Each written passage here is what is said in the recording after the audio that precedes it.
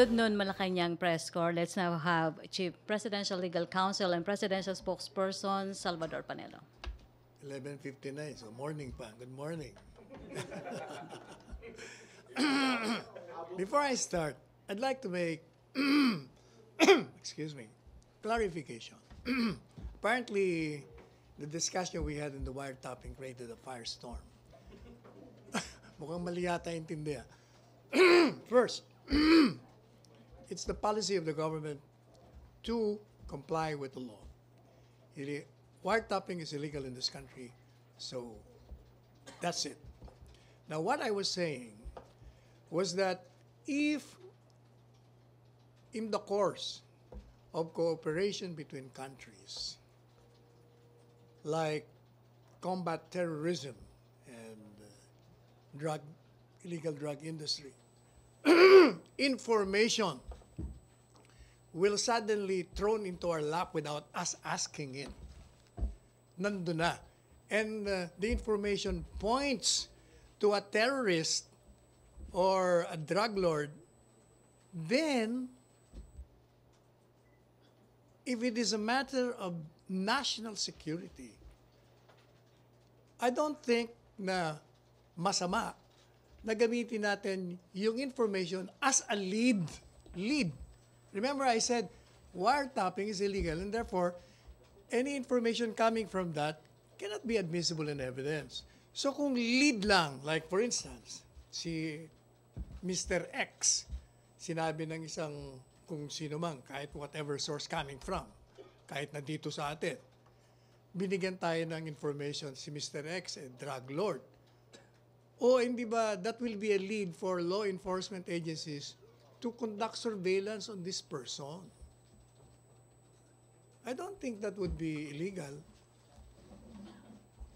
But definitely, pag wiretapping, it's illegal in this country and we will not allow it, whether it's foreign or taga rito. Okay, Nestor?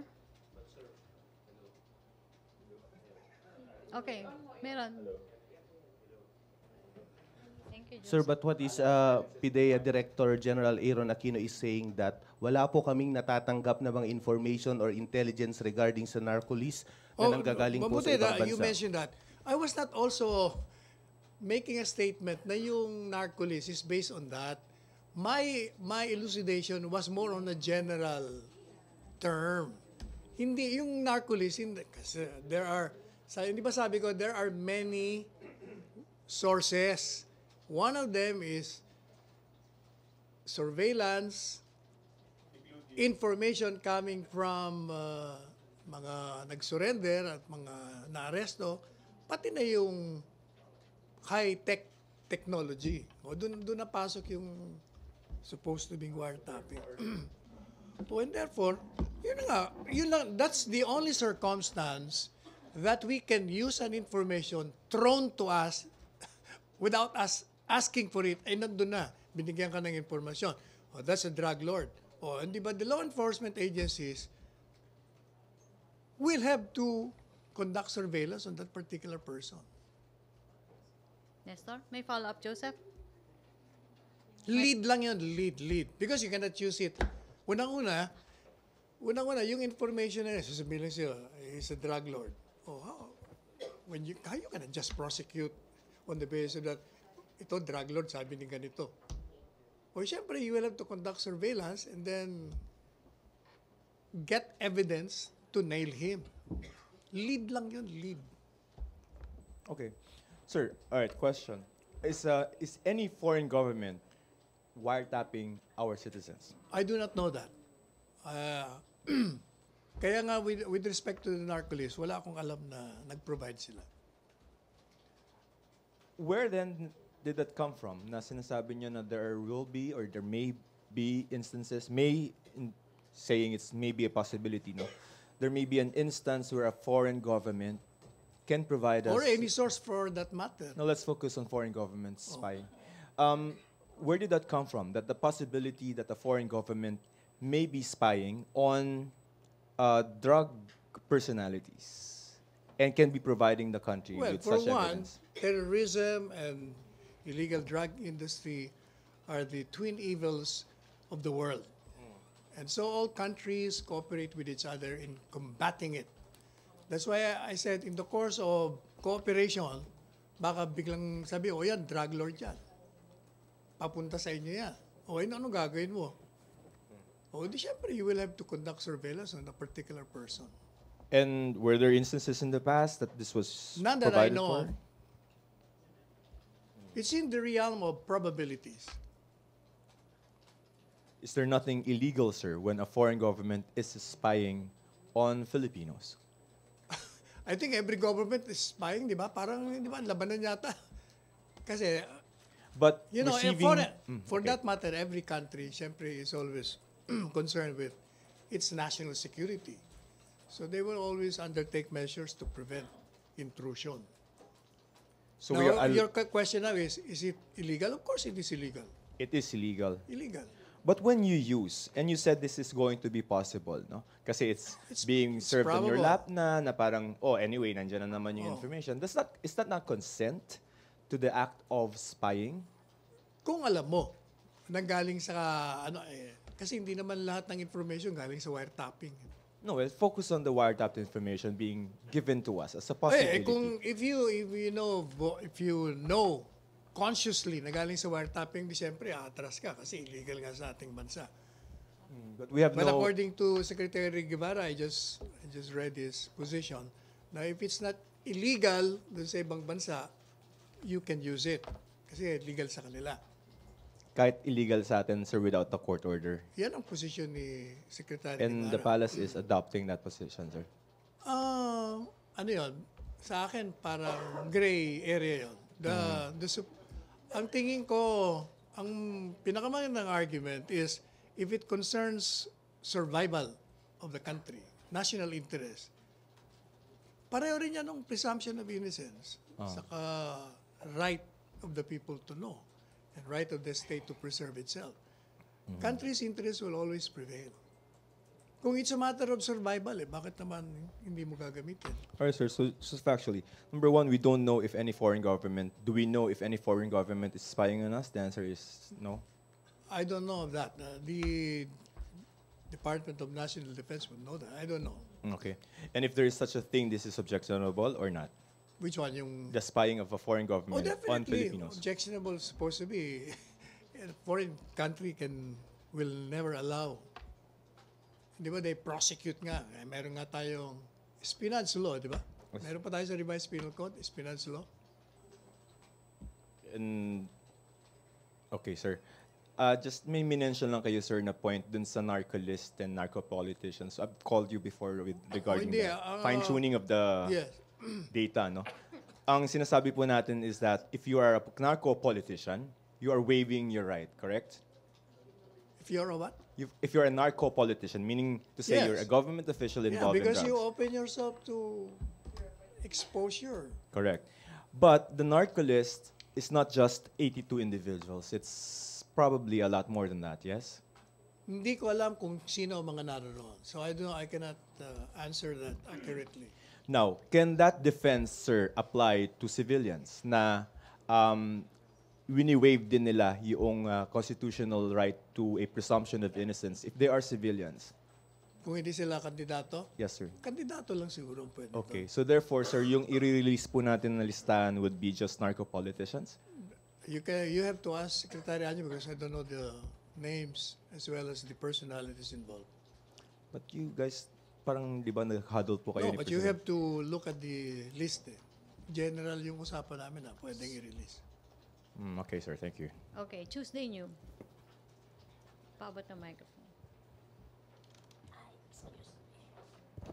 Hi sir, clarification lang sir. So ang position niyo po ngayon ay nililinaw ninyo na hindi niyo sinasabi na yung resulta ng narcolist ay galing sa wiretapping activities ng ibang I'm not bansa. saying that. And so saan po galing kanyo yung pinagbasehan ng mga authorities? Marami. As I said earlier, the last news briefing, it could come from information coming from the surrenderies, from those arrested, and from surveillance. So saan po galing yung statement nyo the other day na Nandiyan ang Israel, ang No, Russia, ang sinasabi ko, Amerika. ang magagaling sa technology is Israel kasi magaling talaga sa military technology ang Israel. Or America, yung mga modern powerful countries, sila ang may capability noon. Hindi ko sinasabing galing sa kanila. May capability sila pero hindi pa nila ginagawa sa atin yon, sir. Oh, as far as I know, wala akong alam na meron silang ginagawang ganun sa atin. Okay. I remember, sir, may isang statement si Presidente Duterte. If I'm not mistaken, September of 2017, meron siyang sinabi sa kanyang speech na mayroon siyang narinig, hindi niya alam kung saan galing device ng conversation ni na Mabilog at ni Paruhinog tungkol sa transactions nila sa illegal drugs. So, ano yung tinutukoy niya doon, sir? Wiretapped conversation? Hindi O ko alam. saan galing ba yun? I have to ask him kung paano niya narinig yun. At kanino galing At yung... kung kanino galing. Hindi ko alam na. Okay, thank you, sir. Okay, may follow-up? Joseph. Sir, okay. Just for the record, sir, this is the transcript of the press conference that we had on Yes. March 7. There was a direct question to you, and I quote, "Sir, you are not denying na that our law enforcement agencies are wiretapping drug suspects." Yung ba ang tanong? Oh, baka na. And your answer was, di ba inaamin nila yon? Kahit nga si Presidente, sinabi niya, oo, alam ko. Kaya ko nalaman yan dahil may nag-provide. Maybe you're referring to the President. Not necessarily sila. Not necessarily law enforcement agencies natin. Kasi I don't think we have the capability. Wala tayo nun, sir. Just for the record that this is the statement. So, and further on, as pointed out by Ms. Andolong, ang mga nagpo-provide sa atin, mga sa ibang bansa. Ang magagaling dyan, Israel, magaling dyan, Amerika, Russia, China. In other words, they provide us with the information. Kung tayo lang, wala. Kopong-kopong pa yata yung mga instrumento natin. So you're walking back this statement, sir? No, I'm clarifying my statement. My statement was based on, should we say, logic. Conjecture. Logic on, educated guess on what is happening in the world today.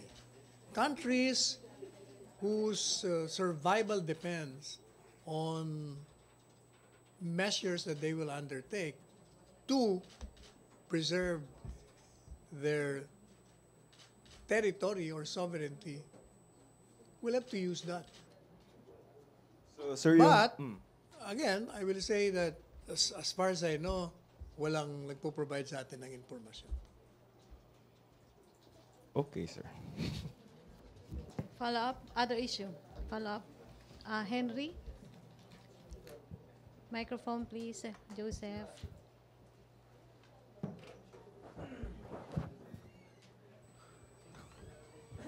Secretary, Yes. ang ginamit nyo kasing word is nagpo-provide. What do you mean by that? Siguro, I used the wrong word. What? I used the wrong word. Y- Well, what I really mean is, if any information is thrown to our lap without us asking it in the course of anything, whether it's coming from whomsoever, we can use that information as a lead. Lead lang. They provide us the lead. No, ang information will be the lead. Like, hindi ba nagsabi ako ng example? If, for instance, sinabi sa akin si Joseph Morong is involved in drugs or is a terrorist, o di siyempre, if I were... if I were the law enforcement agency, I will conduct. Kung siya si Joseph Ibanez, halimbawa. So you mean to say, merong isang nasa narcolist na na-wiretap ng mga bansang binabanggit mo? Wala. Definitely, I'm not referring to the list na ilalabas. Wala Okay. dun.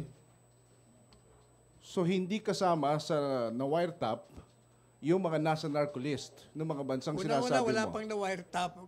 As I said earlier, yung akin more on educated guess kung anong gagawin at anong dapat gawin.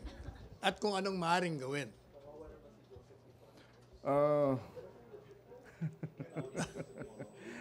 So, you are retracting your previous statement. Hindi, inaano ko.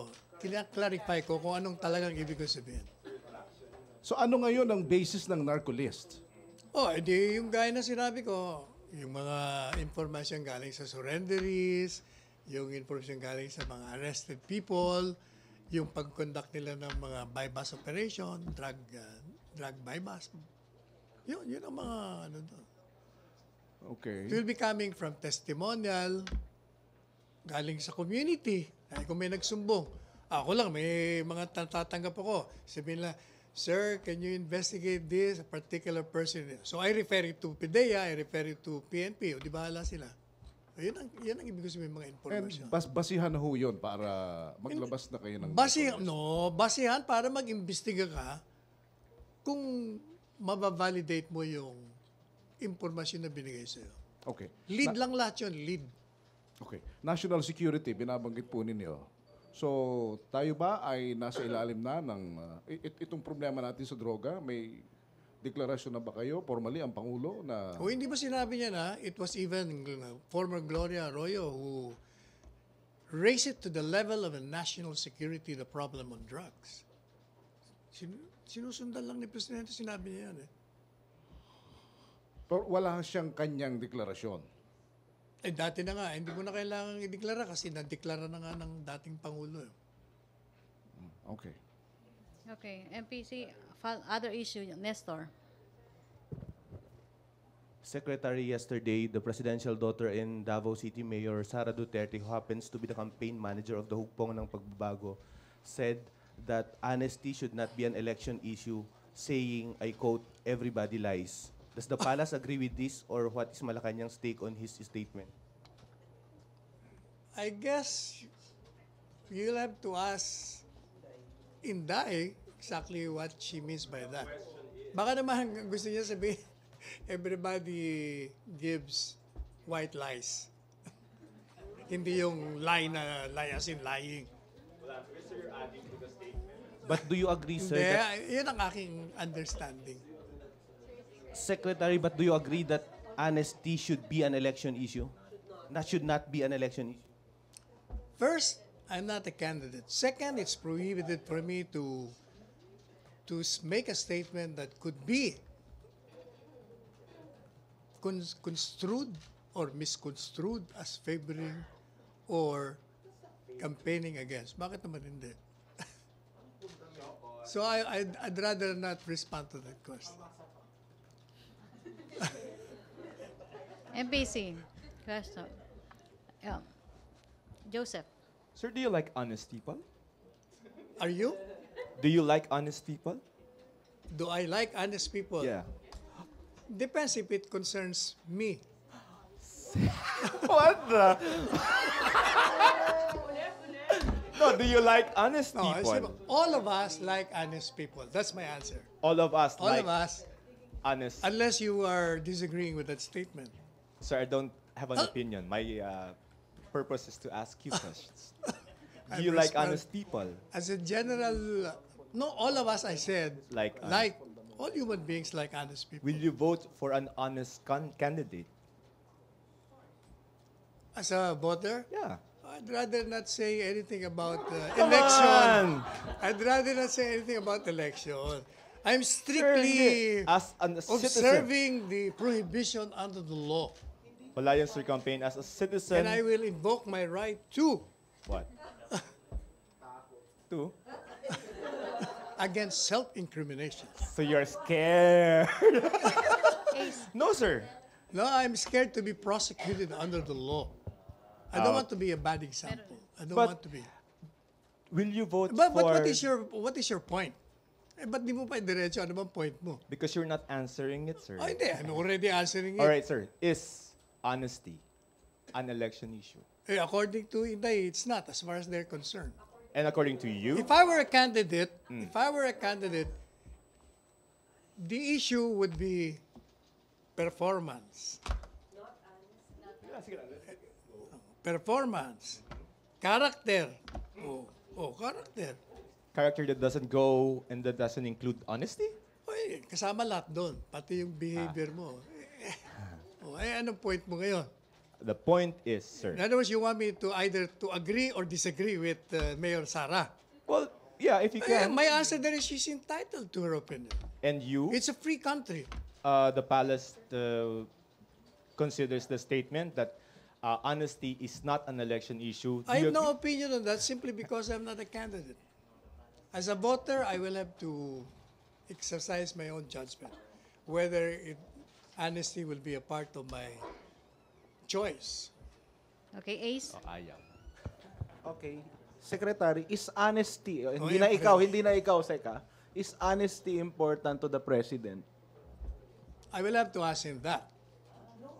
Ha? Siyempre, that's a personal, parang kumbaga, kasi baka gaya ni Mayor Sara, kay Mayor Sara, hindi importante yung honesty for this particular election. His description of some of his candidates, and I quote, fundamentally honest. If he comes up with such description, what does this say about his opinion about honesty? Sino, si Presidente? Yeah. I will ask him exactly what does he mean by fundamentally honest. Kasi if it's it's not big deal, why would he even describe his candidates as fundamentally Siguro honest? his dealings with him shows that he was, or the candidate was honest during his stint. So hindi natin alam yung stand pa ni Presidente about voting honest candidates. Hindi ko, ang stand ni Presidente, let's have a credible, honest election. Yun ang sinasabi niya. Credible and honest election. Honest election, ibig sabihin, walang daya ang eleksyon. Yun ang posisyon ng Presidente. Yun ang alam kong ever Okay, since. Maricel. Sige, Sek, salamat po. Answer whether honesty is an election issue or not. I will have to ask the President kasi I don't know exactly kung ano magiging posisyon niya vis-a-vis the issue raised by Mayor Sara. Meaning you are not sure whether honesty is important for the president in choosing a candidate? That I'm not sure. I have to ask him nga para mas lalong accurate. Tanungin ko siya mamaya, Mr. President, what is your take on the statement of your daughter? Kung ano sabihin niya, I'll quote him. But how crucial is honesty in choosing a candidate? I will ask him nga. As far as, kasi that's for every voter eh. For every voter yun eh. Hindi mo. Kasi, bakit may mga naaalal na hindi honest? O ibig sabihin, marami rin hindi kinukonsider ang honesty. So, depende sa botante siguro yun. But you personally, sir, Ano? is it important for a candidate to be honest? Hindi, unang-una, yung mga kandidato, you cannot say whether one is honest or not kasi I have no dealings with them. Strictly speaking, you cannot consider a candidate honest or not unless you have personally dealt with him or her. O sige nga, sabi mo nga sa akin, how would you know? If I'm honest. If I'm honest. How would you know that I'm not honest? Kasi wala ka namang experience sa akin eh. Kailangan may personal experience ka. Kaya siguro, kaya po pwedeng sabihin ni Mayor Sara na yung honesty, huwag na natin pag-usapan niya. Kasi how will you know nga naman? O, hindi ba? Sige, So, I'll ask you, how will you know that a man or a person, a candidate is honest or not? O, ano yung example mo, Ace? Halimbawa, you make a particular claim and then yung institution na yon na sinasabi mo may claim ka about that institution, denied it. Halimbawa. Or how will you know that the one who gave a denial is honestly saying the truth? Kasi may records, for example, Oh, sila. how do you know that the records are bogus or not? Oh, bakit? Hindi ba ang dami ng pinipresent na mga records, yung pala bogus? In other words, palagay ko talagang dapat But do you think they will put at stake dapat alam mo personally yung kandidato. May dealings ka sa kanya. Sige, Sek. Thank you. Parang mag-speculate ka lang. Other issue? Julie, microphone. Sir, Sir, let's try a different tact since you won't answer to the issue of elections. Do you, aside from integrity and expertise and competence, do you think that government officials, elected or not, should be honest? Honest in what? Honest in... Honest in all senses, sir. Like if they're asked a question, they say the truth and they will not Are insist you that asking me as a honesty. voter? No, I'm not even pertaining to the election, sir. What? I'm asking you in general if No, a but- government official, elected or not, should Oh, be elected honest or as not. well. With respect to the election, sabi ko na nga, Okay, personal not elected, choice yun. appointed. Yung Government appointed, official depende in yun sa general. appointing power. Depende sa appointing power yun eh. Whether he will consider that or not. So in general, sir, Like for instance, I will give you an example. A particular appointee showed dishonesty sometime earlier on. Pagkatapos subsequently, nagpakita ng honest na siya. Oh, are you telling me na yung appointing power kung magaling, matino, tapos nakita mo nagbago na, hindi mo i-appoint? Oh, hindi ba? Depende eh. Depende sa appointing power kung anong tingin niya na sa taong yan. Okay. Rose? Other Asian ma'am? Hi, sir. Pero tingin niyo, sir, barometro sa public service yung pagiging honest ng isang empleyado at opisyal? What do you mean barometro? Magiging ano yung, sir, sukatan. Halimbawa sa evaluation, o kung sa promotion, di ba, dapat bang maging batayan yung honesty ng isang empleyado o opisyal? Kasi pag dishonest ang isang tao, opisyal, ay tanggal ka agad sa trabaho yon. So, kailangan po talaga maging honest siya. Eh, matatanggal talaga siya. O kaya that's nga what ho, I'm kailangan saying. maging But honest. when you say na magiging barometro, you will never know that. Kasi by the time na lumabas yung dishonesty, tanggal na siya. Kaya nga ho, kaya kailangan maging honest talaga sa trabaho, sa lahat. Kasi public servant eh, di ba? Ang unang requirement, maging honest ka. Ang sinasabi ng Constitution, it's a public trust. And therefore, you will be accountable to it. So, paano ho natin makukuha yung public trust? Hindi, ang sinasabi ng Constitution, pag ikaw ay public official, accountable ka sa lahat ng ginagawa mo. So kung dishonest ka, o kaya may ginawa kang masama in violation of the law, you'll be accountable for that. So, kailangan ho talaga maging honest. In all the dealings po. Kasi nasa government eh. If you're dishonest with respect to your work and it has damaged people, talagang you will be accountable for that. So, hindi ho kailangan ng administrasyon yung dishonest people. No. Hindi ho kailangan ng gobyerno yung dishonest employees and officials. That goes without saying. If you're dishonest, you will be removed. Definitely. So, kailangan nga ho ng honesty. In relation to your work.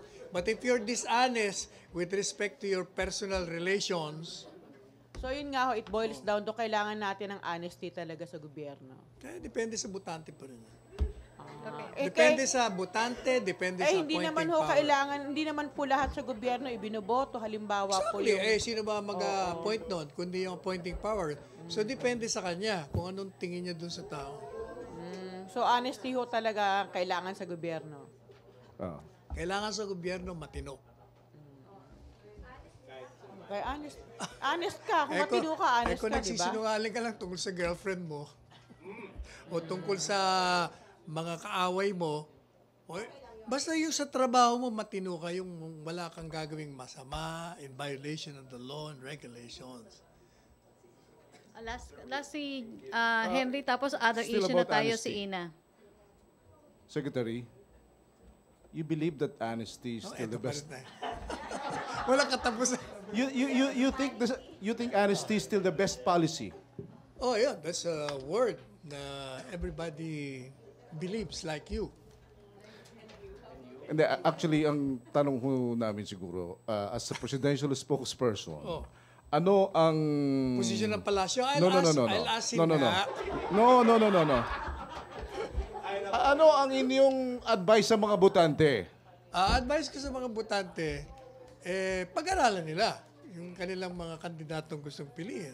Matagal na po kayo sa gobyerno. Paano niyo masasabi? Hindi pa ako matagal.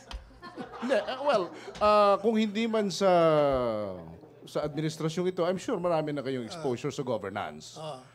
Paano ninyo mabibigyan ng ideya ang isang botante para sukatin ang pagiging tapat o pagiging honest ng isang O, di kandidato? Di yung reputasyon niya sa community, yung mga nakaraan niyang mga performance, kung anong nabasa niya tungkol dito, kung ito'y naidemanda ng ganito, o kaya may ginawang masama, ayun ang magiging batayan mo. So kung mayroon siyang previous record, yung track record niya is... Ay, kung masama ang track record niya, ba't mo naman bubutuhan? so, in other words, pag may track record siyang masama, hindi siya honest. Not necessarily. Hindi naman lahat ng issue is honesty, di ba? Kung meron kang ginawa, it doesn't mean na hindi ka honest. Like for instance, kung meron kang binaril.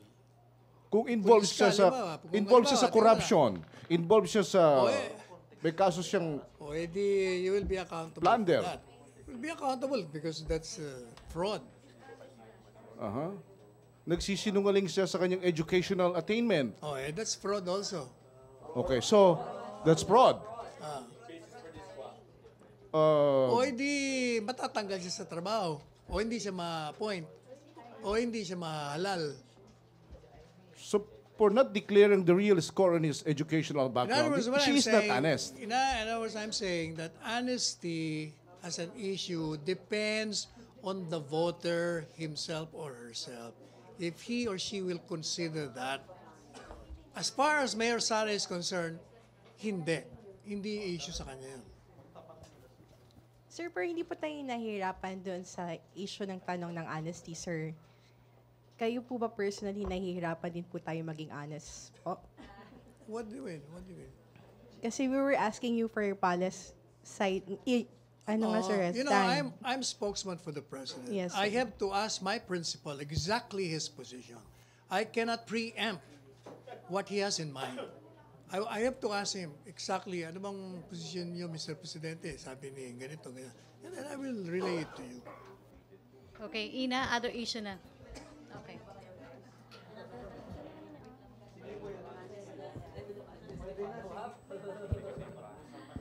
Sir, I asked you this a few days ago, but since today na po yung meeting with the Malaysian Prime Minister, do we already have talking points on for the meeting this afternoon? Pinadala naman? Wala pa eh. Wala pang pinapadala sa amin.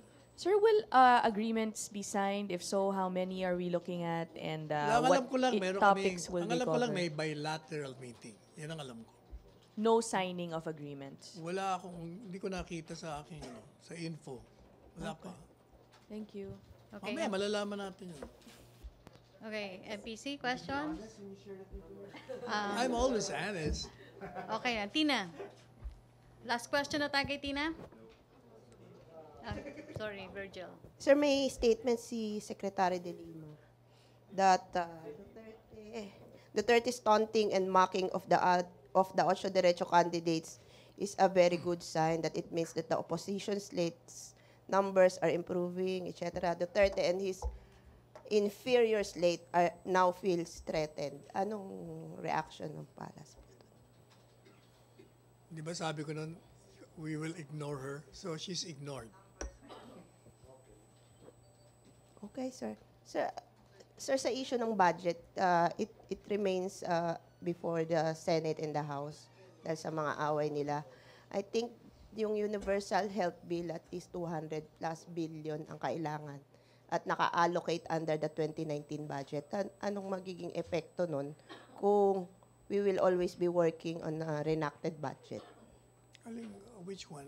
On the delivery of services ng hindi mababudgetan yung universal healthcare Hindi mababudget na? services. Hindi ba approve na yung budget? Ang inaantay na lang yung rolled bill. Sir, hindi pa nga ma-print, hindi pa Hindi, printing na nga daw eh. Hindi ba? Sir, as of yesterday, hindi As of pa yesterday, napiprint. di ba, alam ko, piniprint. Sir, hindi pa mapiprint. Hindi pa napiprint because of review dun sa mga alleged insertions. Hindi, sabi nila printed, underprinting eh. Siguro let's just wait for 1 or 2 days. Tingnan natin kasi sila naman nag-uusap diyan eh. Kami nag-aantay lang. But I'm confident na it will be submitted to us anytime this week or the following. This week or this month? Hindi, ano naman ngayon? Today's Wednesday pa lang, Thursday. Friday na eh. Baka next week. Baka isang araw. Ano sabi ni Andaya? Oh, yun pala eh. Malapit na rin yun. Virgil? Hello. Hi, sir. Pahingi lang ng reaction. United Nations High Commissioner for Human Rights, Michelle Bachelet, said in a speech in Geneva this week that the drug policies in place in the Philippines and its lack of respect for rule of law and international standards should not be considered a model by any country in the world. You know, the problem with that statement coming from that UN official is that he relies on what she relies on what she receives information coming from the critics and the detractors of the administration.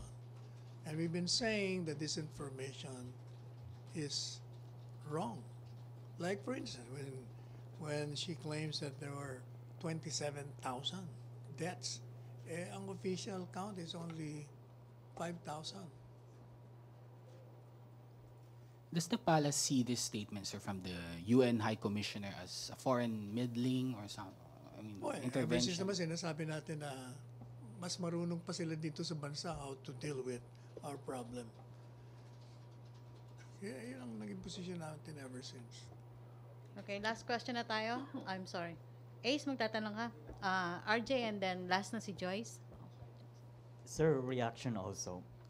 In 2016, sir, President Duterte vowed to pursue the Philippine claim to Sabah. He said, "I'll stick to our claim." But Prime Minister today said there is no claim. That's the position of Malaysia. Mm-hmm. And what's the position of the palace? We don't have claims on Sabah. O hindi ba the position of the President, as you said, meron tayong claim. Totoo namang may claim tayo, di ba? That has been a bone of contention ever since time pa yata ni Presidente Marcos yun eh. Yung Sabah issue. Has the President been pursuing this promise that he will pursue our claims on It's Sabah? not in the agenda, All right. as I know. Thank you. Joyce? Sir, follow-up lang. Yesterday, bumisita rin kay President Duterte yung Deputy Prime Minister and Foreign Minister ng Vietnam, and he invited the President to go to Vietnam either this year or next year. Pumayag po ba si President? Wala ako dun sa I was not there. Nandun lang ako sa Bahrain. So hindi ko alam. Sir, may isa pang slot sa Supreme Court for Associate Justice for the vacant post ni Chief Justice Lucas Barisamin. May napili na po ba si President Duterte? Wala pa sinasabi si Presidente. Okay, last two, Rosalie Cos and then Joseph. Hi sir, good afternoon po. Ano po ang palace statement regarding dun sa pagkakansela ng privilege ng mga prisoners po? Since the other day, Meron ba? Anong pinagbawal yung pagdalaw po muna sa mga, dahil po sa patuloy daw po na pagpupuslit na mga illegal na kontrabando. I read about nga pala that na meron na namang parang by remote control yung pag-ooperate ng drugs. Contemporary lang naman eh. Siguro that's a measure undertaken by the authorities to prevent the proliferation of illegal drugs. You don't think po sir na hindi po nalalabag yung karapatan ng mga bilanggo? If it's a privilege, you can lift the privilege. It's not a right. Pero ang sabi po ng CHR, imbes na magsagawa daw po ng ganong mga polisiya, improve na lang po yung jail Kaya naman management. si sir, lahat na lang na ginawa ng administration, mali. Okay sir, thank you. Okay, Joseph, last na si Joseph. So yung sa Kalayaan, sa Pag-asa, no? Sabi ng wala daw sangayon sa Westcom ba yan? Westmin. Westcom? Westcom. Sinasabi ng Westcom, wala naman daw na nagreklamo sa kanilang inaara sa mga fishermen. Pero sir, may statement lang po kasi may interview kay Mayor, no? Can I just read it? Mayor. Mayor Si Del Mundo, sir, sa Yeah. Kalayaan. So, Well, basically, ang sinasabi niya is that there are 5 vessels, Chinese vessels, with 50 to maybe 100 at some point na mga fishermen that are stationed in, there are 3 sandbars daw, sir, doon eh. Station 3, sandbar number 3, that's what they call the secret island. That's where our fishermen, our Filipino fishermen, used to fish. Now, there are 5 Chinese vessels with 50 to 100 persons on board that are circling around our fishermen. So therefore, hindi sila makapenetrate dun sa area. And this is for a statement from, I understand that the SND already said that it does not exist, report. But who do we believe then? Well, we'll believe in the DND kasi they're the ones on the ground. Sila nag-iimbestiga. So, again, honest question, who is lying, sir? I don't know. But as far as I'm concerned, whatever the AFP, because they're the ones on the ground, they investigate, we will believe them. Okay, sir. Okay, then, Lamar. Okay, thank you, MPC. Thank you, Secretary Panelo. Back to our main studio sa Radyo Pilipinas and People's Television Network.